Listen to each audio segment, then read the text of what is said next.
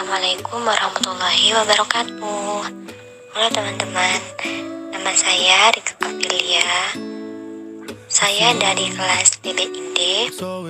Saya akan menjelaskan tentang 3 ayat yang berhubungan dengan pendidikan di dalam surah Al-Maidah. Yang pertama yaitu ayat 87. Ayat ini turun ketika seorang sahabat bercerita kepada Nabi bahwa ia mengharamkan dirinya makan daging karena khawatir tidak bisa mengendalikan syahwatnya. Lalu untuk meluruskan hal ini, turunlah ayat 87 yaitu A'udzubillahi minasyaitonirrajim. Bismillahirrahmanirrahim.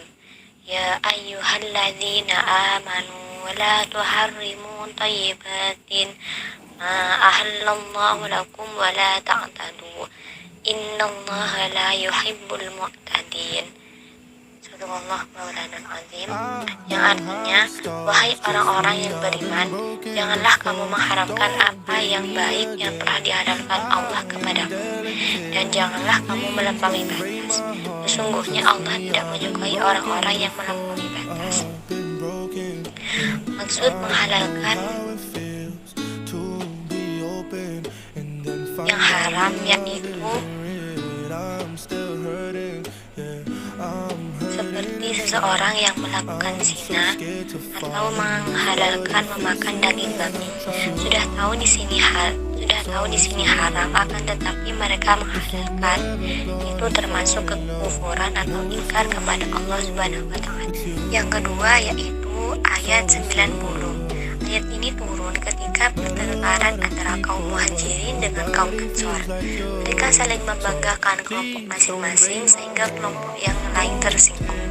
Hal ini terjadi karena mereka dalam keadaan mabuk sehingga mereka tidak mampu mengendalikan diri, sehingga turunlah firman Allah Subhanahu wa taala, A'udzubillahi minasyaitonirrajim. Bismillahirrahmanirrahim.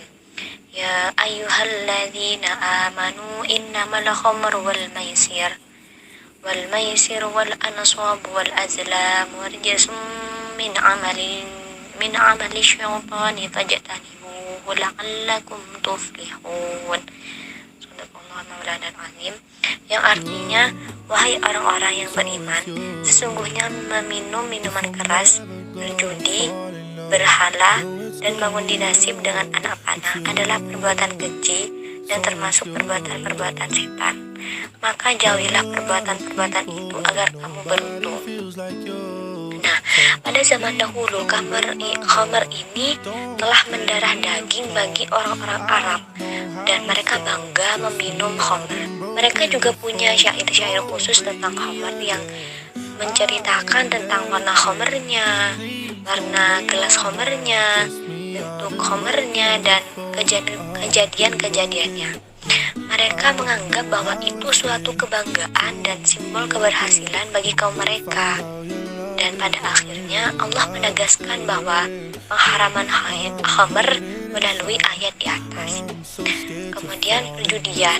Nah, perjudian ini adalah pertandingan atau perlombaan antara 2 orang dengan mempertaruhkan harta, dan yang memenangkan pertandingan akan mendapatkan harta tersebut.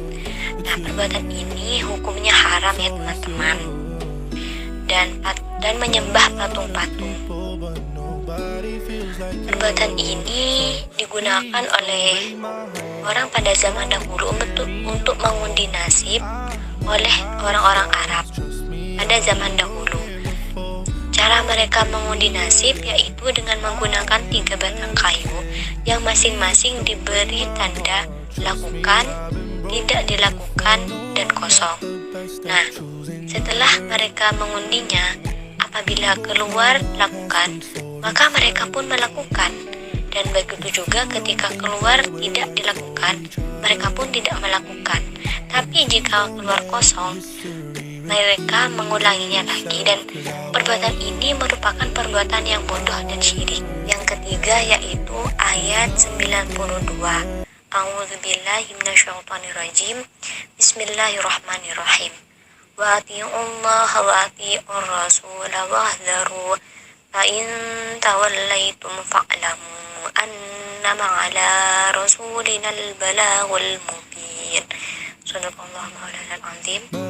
Yang artinya, dan taatlah kamu kepada Allah dan taatlah kamu kepada Rasul serta berhati-hatilah.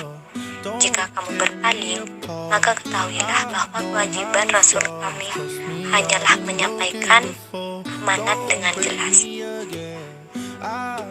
Wa atiullaha wa atiur rasul wahdharu, dan taatlah kamu kepada Allah dan taatlah kamu kepada Rasul serta berhati-hatilah. Nah, pada ayat ini orang-orang beriman diingatkan agar senantiasa taat kepada Allah dan Rasul-Nya. Selain itu, mereka juga hendaknya waspada terhadap keburukan yang akan menimpa. Namun Allah tidak menyebutkan dan apa yang perlu diwaspadai oleh orang-orang beriman. Nah, kemudian Allah mengingatkan bahwa siapa yang berpaling dari ketaatan kepada Allah dan Rasul-Nya, maka hendaknya dia tahu bahwa tugas seorang Rasul hanyalah menyampaikan dakwah yang jelas, dan urusan selanjutnya adalah kepada Rabb yang telah mengutus beliau.